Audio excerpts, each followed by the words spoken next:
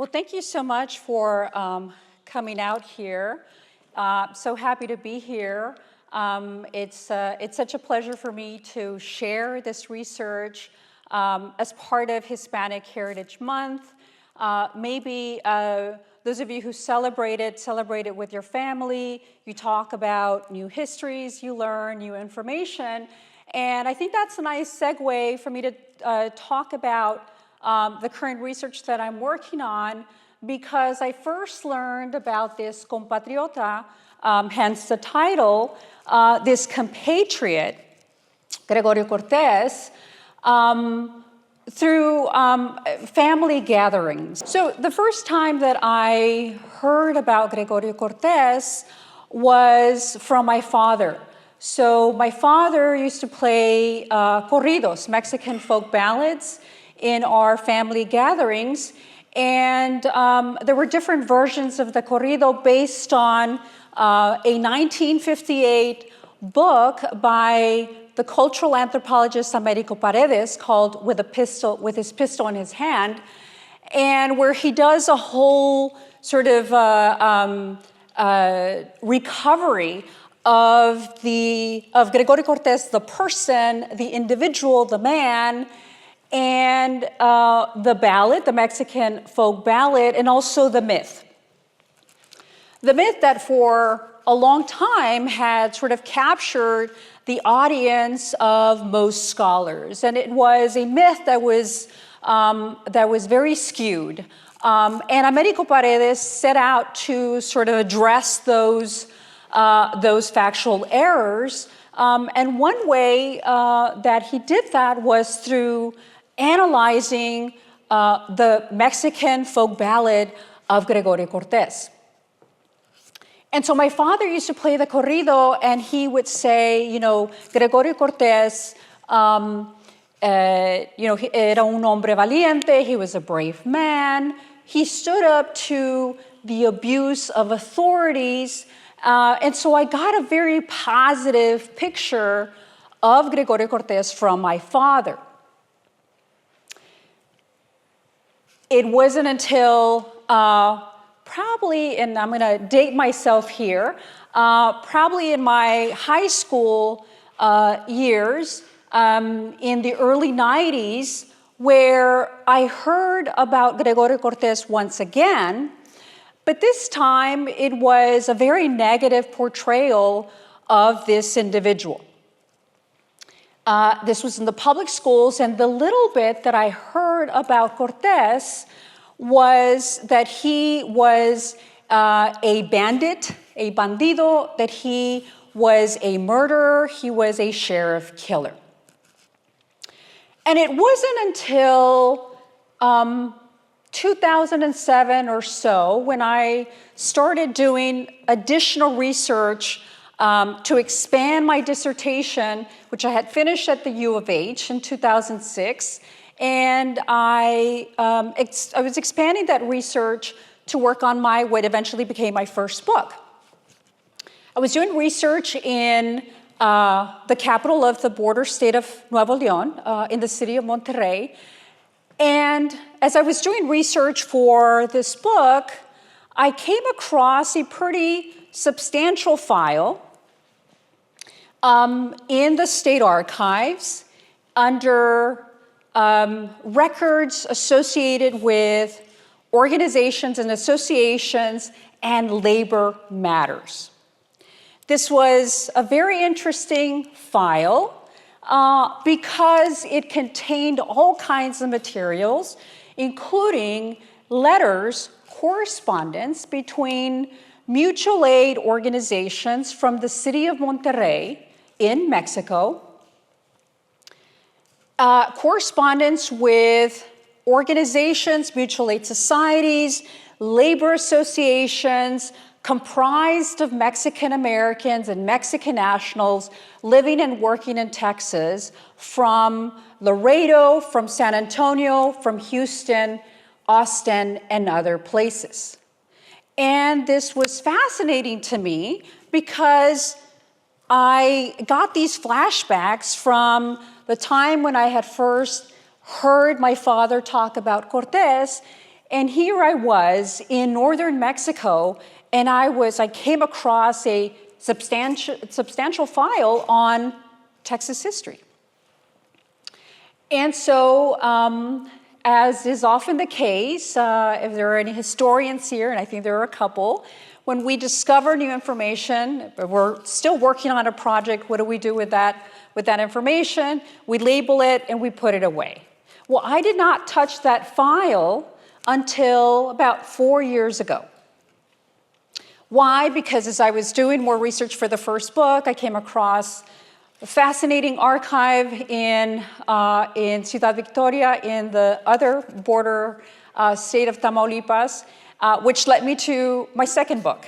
And so I kept putting Gregorio Cortez on pause. Well, I revisited the file. As I was finishing up the writing for the second book, I started doing additional research, recovering the history of Cortez, because I knew that the story of Gregorio Cortez had to be much more complex. On the one hand, thinking about what my father had shared was this sort of, very positive story of this hero. On the other hand, there was a very negative portrayal of this, quote, bandit, quote, greaser, quote, Mexican, who was leading this gang of numerous bandits in search of other members of law enforcement.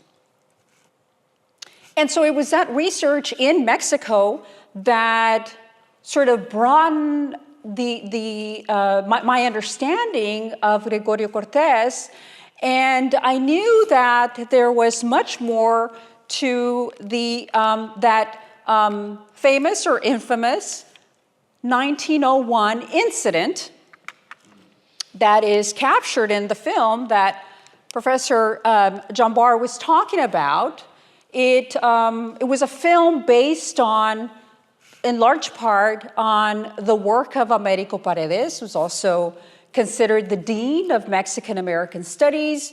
And it was a really important book. I mean, Paredes received death threats from Texas Rangers because he was presenting evidence in this book about how easily members of that elite force abused their power.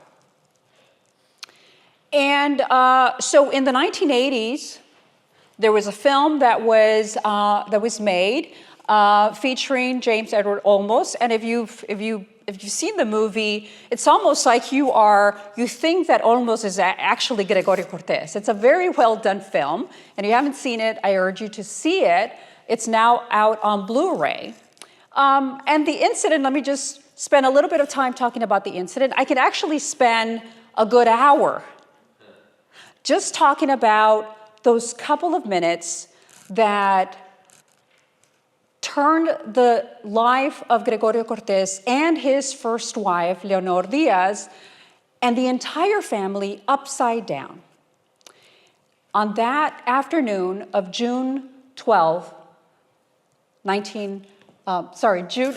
1901. And it's an incident that was perhaps could have gone differently if the translator who was present had done a good job translating Spanish into English. So, turn of the 20th century, since the 19th century, horse theft was a serious offense. People could get lynched if they were accused of horse theft. Horses were very expensive property, and that was a serious crime, right? It's still actually a crime. So there had been rumors that a Mexican had stolen a horse, and the only evidence that had been presented to the sheriff of Karnes County, Sheriff Brack Morris, was that the suspect was, quote, a medium-sized Mexican. The sheriff receives that information and invites one of his deputies from the area, from Karnes County, just east of Bexar County, and they pay the Cortez Diaz home. They pay the Cortez Diaz family a visit, and they arrive at that place only with that information. Let me just pause here for a little bit and tell you just very briefly a little bit about Gregorio Cortez and Leonor Diaz to put this in proper and broader historical context. Cortez had been born in the outskirts of Matamoros, Tamaulipas, just across Brownsville, Texas, and his family in the 1870s had crossed into South Texas like so many other families, had worked in different commercial farms and ranches in what became known as the Rio Grande Valley in South Texas. And they would end up moving a lot. They had, made that trip from northern Mexico to Texas, to South Texas. They moved further north in search of work. Cortez and his family were highly skilled in farming, in ranching. Cortez had these superb skills in dealing with horses. He had been engaged in horse trading before. His family had been engaged in that activity before. By the 1880s, he and his family would end up in Manor, Texas, just outside of Austin, Texas. And he met Leonor Diaz, his first wife, who was a Tejana. She was born and raised in San Antonio. And they married, and by 1900, because they had moved as a couple and had been engaged in sharecropping work, together they moved to a ranch just outside of Kennedy, Texas. And so the family had been involved in those kinds of issues of, horse trading, but there was no evidence that Cortez had engaged in horse theft. Still, the sheriff arrives at the place. They were sharecroppers, so they were at someone else's ranch, the Thulmeyer Ranch, owned by the Thulmeyer family of a German descent. So the sheriff arrives with his translator and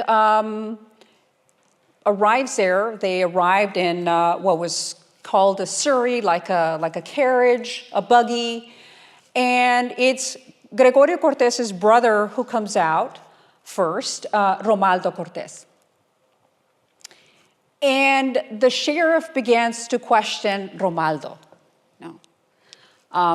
Aquí venimos por Gregorio Cortez. We are here for Gregorio Cortez.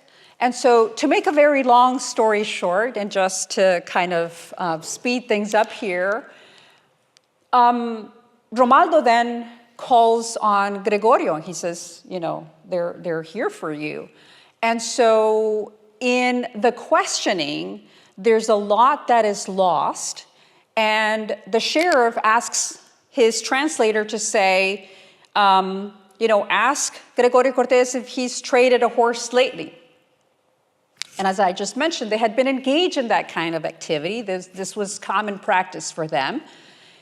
But there was no distinction when the translator asked about that activity. The translator just focused on a horse. And in Spanish, there is a gender-specific term for a female horse, which is yegua. And Cortez says, no, we traded a yegua. Right? We didn't trade a caballo, we didn't trade a horse, male horse. So the sheriff then asks the translator to say, well, tell Gregorio Cortez he's lying and that I'm going to arrest him. And the translator says, dice el sherife que te va a arrestar. The sheriff says he's going to arrest you. Gregorio then says, no me pueden arrestar por nada. You can't arrest me for nothing. He used the double negative in Spanish too. Then the translator turns to the sheriff and says, he says, no one can arrest him. That's not what he said. This is amply documented. I always have to share this story because a lot of people don't know about the Cortez incident. So before I even talk about how I'm reinterpreting the whole historical incident, I have to spend time talking about this incident, which is very nicely captured in the film. And of course in the book, and the different sort of versions that people told about what happened.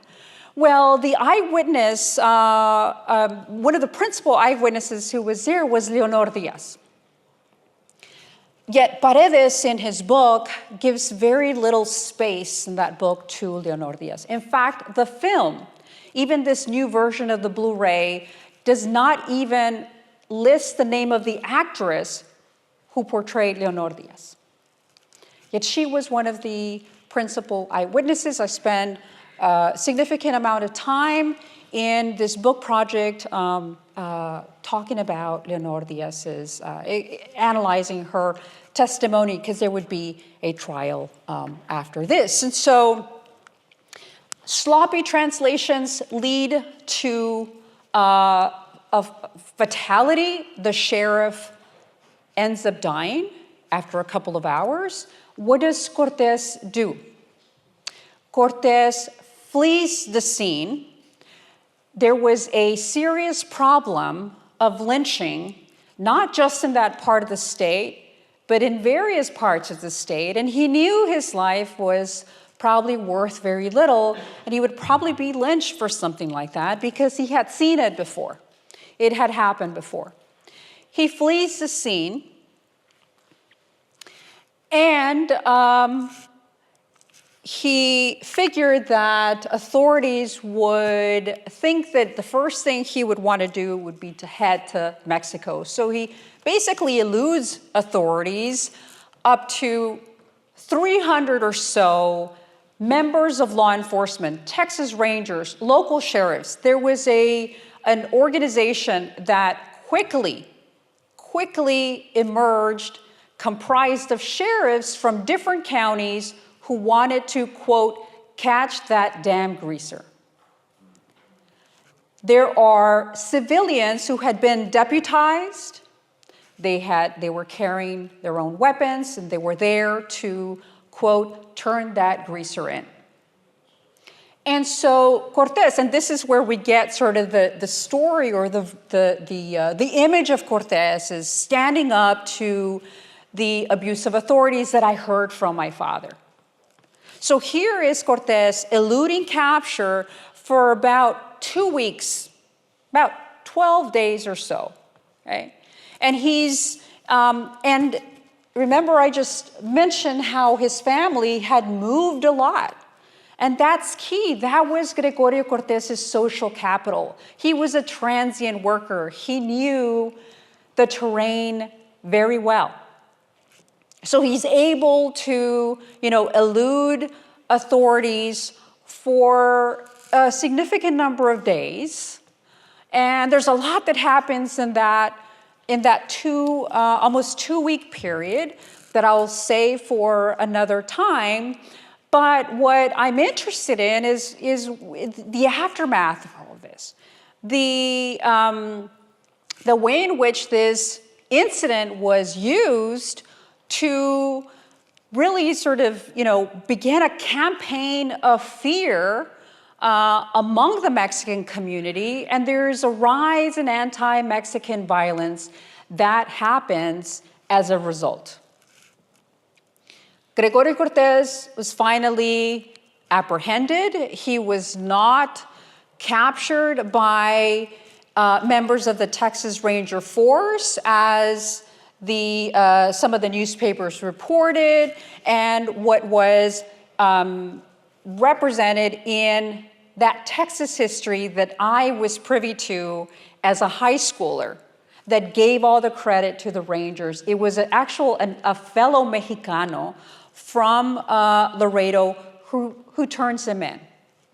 Yet he didn't get any of the money because there was a big reward. All sheriffs, quote, prominent citizens of Texas contributing money for the reward to, again, catch that greaser sheriff killer. So he is transported from Laredo right before his plan was to cross into Nuevo Laredo. But that didn't happen. On June 22nd, he's arrested, transported via the railroad to San Antonio and then to Gonzales. This is the day of the arrest. This is a remarkable photo because what did authorities do when they arrested Cortez? They first paused, they took him to a downtown photo studio, just a couple of yards before you cross the International Bridge. And here he is, that's why he looks all disheveled, right? I mean, after, 12, 13 days on the run. And they take him to the studio to take a photo. And the photo of Cortez, this is actually like a postcard. You can find it in the Texas State Archive. And it was sold. It would later be sold because this story, this manhunt, had attracted, statewide attention, nationwide attention, and international attention because folks from Mexico City were also reading about this manhunt. And so finally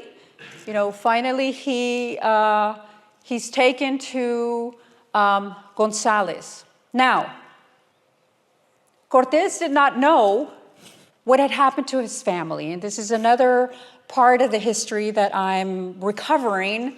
Hence, the gendering of the story of the Cortez incident. His wife, Leonor Diaz, and her children were all imprisoned, illegally detained, never formally charged with anything. In fact, when authorities were arresting Leonor Diaz, witnesses recorded that she had not resisted arrest. However, the arresting officer, he was a deputy sheriff, physically hurt her with the butt of his pistol. In the testimony in the trial, because Cortez would face numerous trials, his sister-in-law, the wife of Romaldo Cortez, who by this time had died in the Gonzales County Jail because of the serious wounds, because the sheriff who had arrived trying to arrest Cortez had fired upon Romaldo first. He died while Cortez was on the run, and newspapers reported how the hangman had been saved from a job because Romaldo was dead now. And so Leonor Diaz, all this time, even after Cortez had been arrested and had been captured, the family was not released, including the 4 children, and Leonor was only allowed to be in the cell with the youngest child, and that was Crispin. So they're not released from jail. Leonor Diaz and the children, Paredes only dedicates a couple of lines to this, doesn't include the testimony that Leonor Diaz would later give in the trial but she and her children were not released nearly like 4 months after the incident.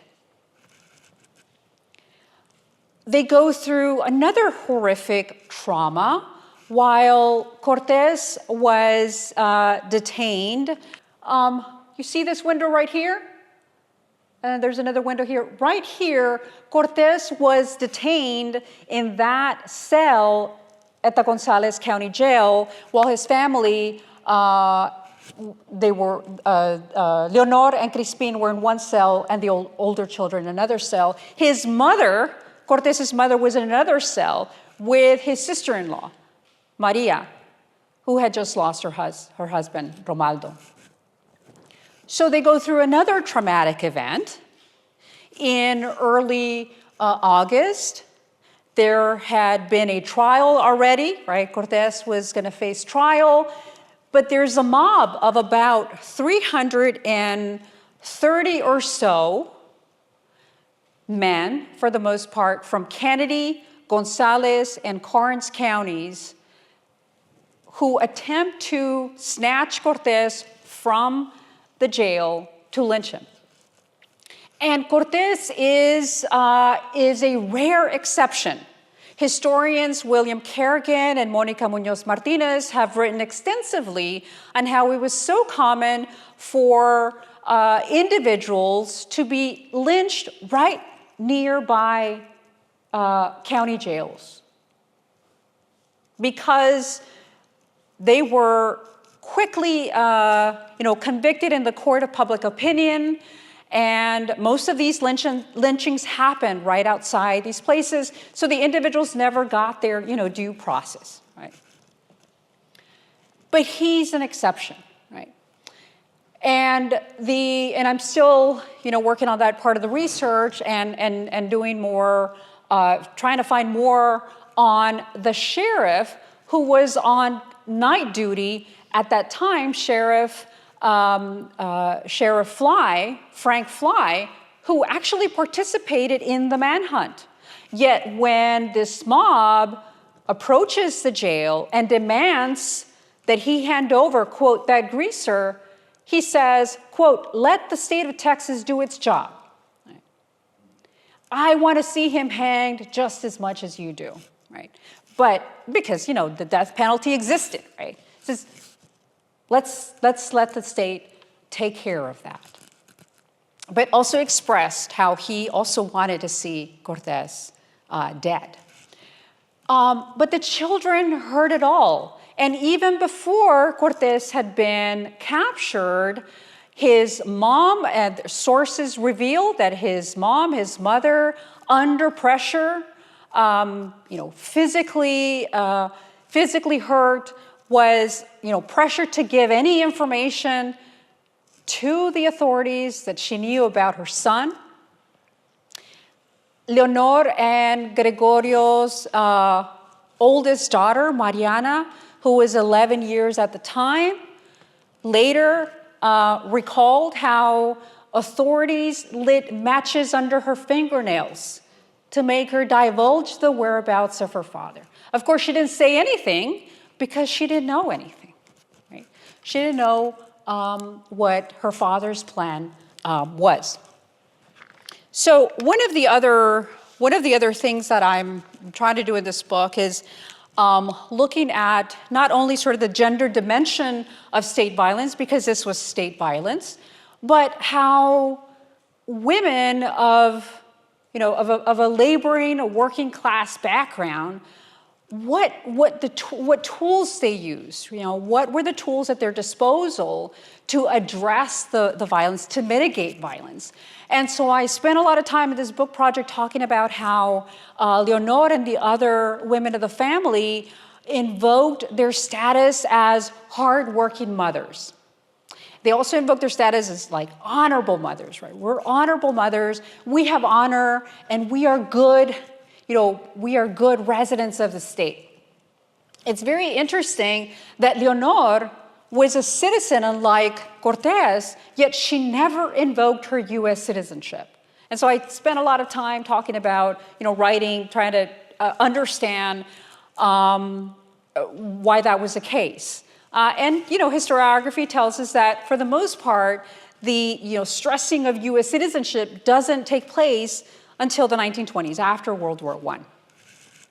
So it's, again, sort of this recovery, again, that was sparked by my discovery of this file in northern Mexico.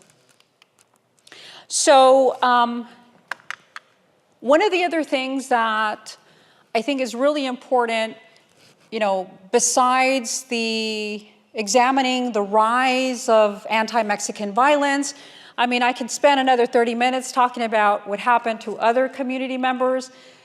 Just very quickly, I'll say that the entire, quote, Mexican community of Gonzales, Texas, was stripped from its right to carry arms.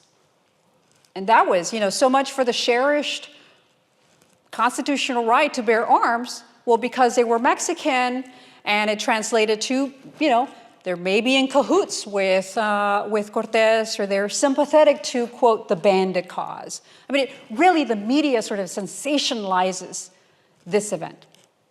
And it's so consequential because people lost their lives because of it. I'm still not done with the counting, although, even if it were one life that was lost, that's important. But I think it's also important to point out the numbers. And at least 9 Mexican Americans or Mexican nationals living in Texas lost their lives because of the Cortez. They were assumed to be in cahoots or assumed to be sympathizing with, quote, the bandit cause. And then others were wounded.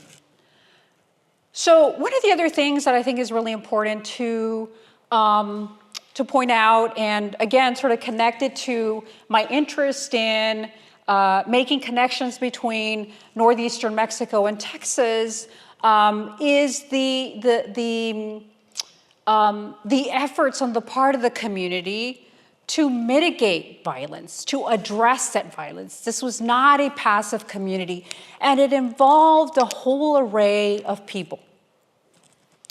So you have, early on, going back to that file I discovered, work or labor associations, collectives, mutual aid societies, especially after that lynching attempt, the near-lynching of Cortez in August of 1901, created an uproar on both sides of the border. And so they are talking about how this is an injustice. And if one compatriota, one compatriot, is facing this, then what's the likelihood that all of us will face this? And so they began to petition governors, the governor of Guadalajara, the governor of Nuevo León, the governor of Tamaulipas, the governor of Texas. And they began to collaborate with affluent elites from both sides of the border, like Francisco Chapa, Colonel Francisco Chapa, who was probably one of the most prominent members, prominent Mexican origin members of the community, was also from the Matamoros region, had moved to New Orleans. He studied pharmacy at Tulane University, then becomes a member of the Texas the Texas Guard, and becomes a close associate of Governor Oscar Colquitt. He begins to collaborate with the mutual aid societies, who, the societies were comprised, especially the labor associations, were comprised of working class people. Chapa was anything but. Then he collaborates also with Pablo Cruz, who was the editor of El Regidor from the northern Mexican state of Coahuila. And they create what was called the Comisión para la Defensa de Gregorio Cortez, or like the Commission or Organization for the Defense of Gregorio Cortez. And they're raising money. Thank you. They're raising money from donations of 5 cents from children, from Luling, from Buda, from Waco, from Austin, from Houston, from Laredo, from McAllen. to upwards of, $4 or $5, which was a lot of money at that time. And there were also progressive Anglo-American or white members of the community who were very upset, were disgusted with the way in which the Mexican community was being portrayed in the media. And so you have prominent folks like the Honorable Ferdinand Waynard from the Seguin area who speaks up against the near-lynching attempt and also played an important role in reforming the prison system in Texas.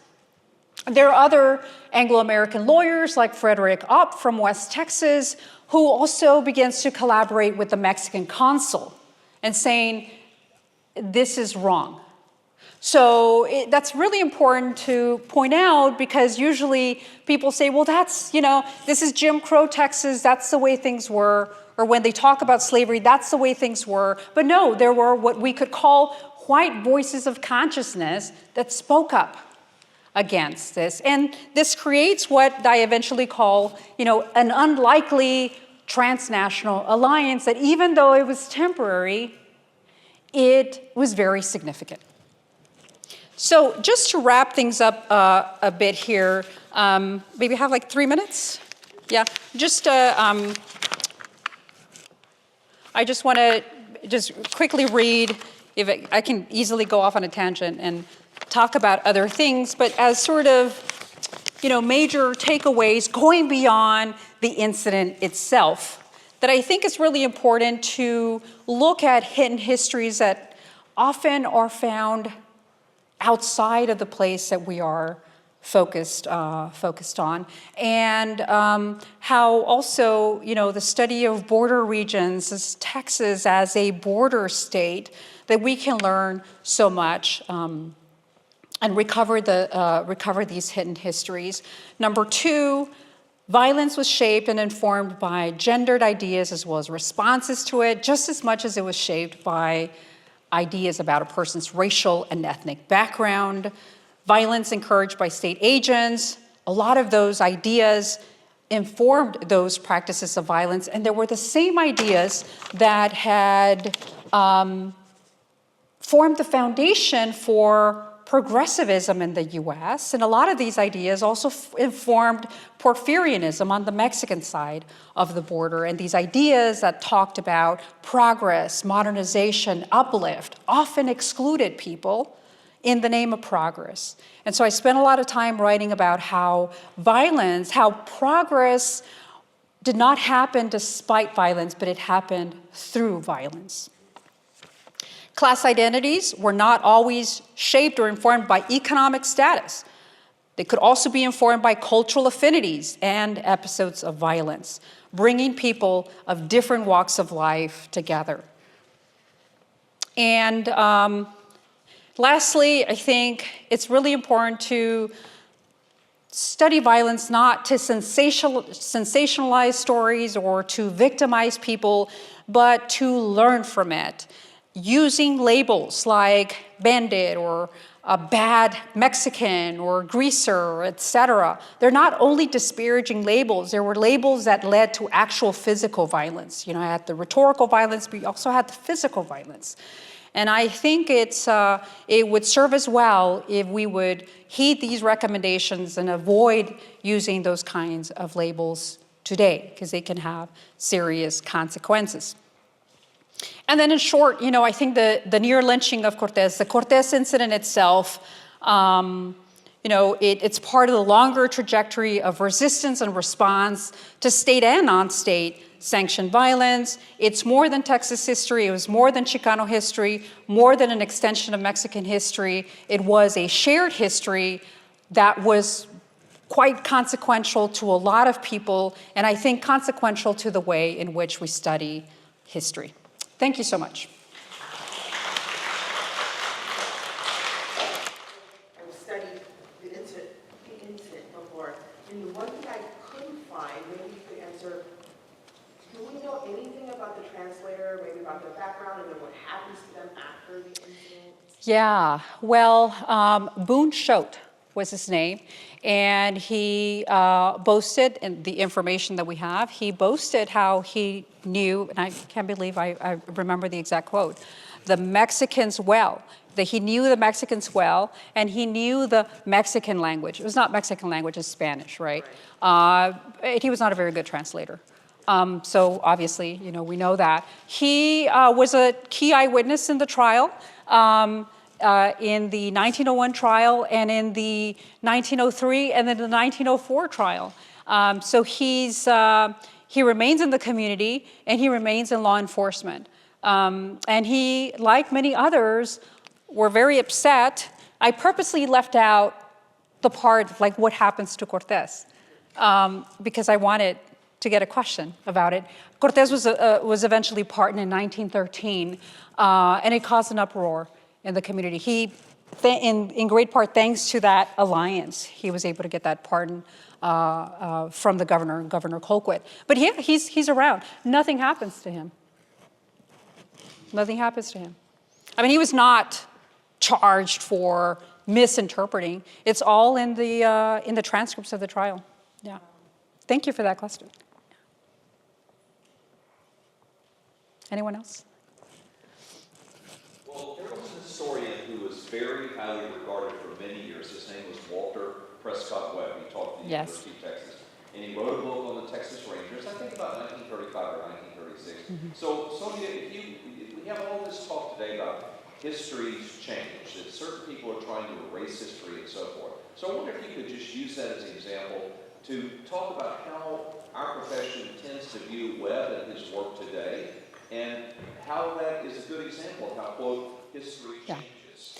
Yeah, well, that book, it has been described as Rangers almost had wings, coming out of their bodies. They're glorified in the 1930s book. Americo Paredes's book was the response to that, and so he not only sort of recovering, the story of Cortez himself as a man, but also as a myth. And he takes on Webb, and they were colleagues. They were colleagues at UT Austin, and it begins a real shift in Texas historiography, and I would say also, in Chicano historiography, not so much in Mexican historiography, that it takes some time to sort of build upon that counter-narrative that Paredes presents. But, you have history books written in the 1970s, 1980s, that then sort of take up that counter-narrative that Paredes began and amplify that story that, Mexicanos were not, how they were portrayed. They were not, quote, bandits. They were not greasers. And they really give a whole new perspective of Mexican Americans. Thank you so much for that question. I have one question. Sure. And actually, this is for the students too, maybe, because you mentioned family histories. I'm wondering if students in here, maybe, what might your families have to tell you that you could do some work on, or anyway, if you can comment on that a little bit more. Well, I tell you, I think for Mexican American history, there's a criticism sometimes, sort of like an unspoken criticism that Mexican Americans study their own history. But if you look at the way, what was written about Mexican Americans, as early as, the early 20th century, it was very negative. And so one way to sort of, set the record straight, but at the same time learn about a history that you were never given that opportunity to learn it. So that's why a lot of historians who do Mexican American history do it from that starting point, recovering their own family history. At least that's, I can speak, certainly for myself, for that reason. Yeah. Thank you for that. Yeah. Are there any more cases or trials that have come to your attention? Yes. So I actually just last year published an article focused on Leonor Diaz and then comparing her experiences with encountering state agents, focused on a Mexican woman by the name of Ascensión Paz de Morantes who experiences a similar thing on the opposite side of the border. And I talk about how both of them sort of relied on, a gendered identity of, motherhood, of womanhood, to prove their innocence and to mitigate the violence. And ultimately, I argue that, both sides of the border were not safe. We oftentimes talk about how one side of the border sort of provided a safe haven, but in these two cases, 1901 and 1910, they have a very similar result. So, thank you. Yes. Would you say that negligence was the reason for the incident, why the police did that? Negligence? I wouldn't say it was negligence. So we have the very specific case of this shoddy translator, right, that had fatal consequences. But what about the aftermath? Why would authorities then stop a person who looked Mexican, who looked the part, and began to question? And there were people who were hanged because they were accused or they were suspected of being in some kind of cahoots with Cortez or the Cortez gang. And there was no gang. It was just Cortez, right? So how do you explain that? That has a lot to do with the ideas that were circulating, not just in Texas, but across the country, that we often sort of cast as progressive or ideas about reform. And this is a really critical time in US history where there are ideas about who belonged in this country and who did not. So there's a gradual sort of shift toward defining citizenship. And then you have, by the time that World War I comes around, there's fear there's anxieties tied to the rise of, socialism, anarchism. My second book dealt with anarchist ideas in women, specifically women. So there's a lot of anxiety around this. And then you have the Mexican Revolution, 1910. And so there's a sort of a justification to saying, well, they're probably all bandits. I'll give you another example that I skipped through my notes. That's what I get for not sticking to my notes. The 9 individuals who lost their lives during the manhunt, in newspapers, reputable newspapers, including the San Antonio Express, there was an editorial that actually stated that it lamented the fact that Cortez had not been lynched, right? Instead of saying, let the state of Texas do its job. Well, he said, evidence indicated after an investigation that these men had nothing to do with the Cortez gang, although they were probably thieves. You have that printed in reputable newspapers, so it gives sort of the justification or it legitimizes the use of violence. It's okay to use violence because they're probably bad anyways. And it has to do with a larger sort of spirit of reform to uplift and modernize the nation, right? That has a lot to do also with industrial capitalism that's taking place on the opposite side of the border too. The same thing is happening with indigenous people in Mexico and mestizos. And there's this idea that, we have to discipline them, right? And that they must serve, we have to discipline because they serve the purpose of labor. And so to move the country forward, to modernize Mexico, to modernize the United States, we need to do these things. We need to implement these reforms, right? And so you have Jim Crow. By 1891, the first Jim Crow law is passed by the state legislature here in Texas, segregating African Americans in rail cars. That was the first Jim Crow law. And then historical anthropologist Martha Menchaca has amply documented how even though the Jim Crow laws did not include Mexican Americans or were not written, for that particular community, very quickly they were applied to Mexican Americans, Tejanos.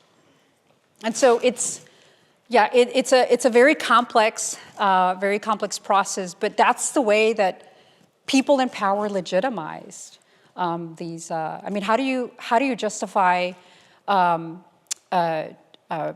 physically abusing an 11-year-old?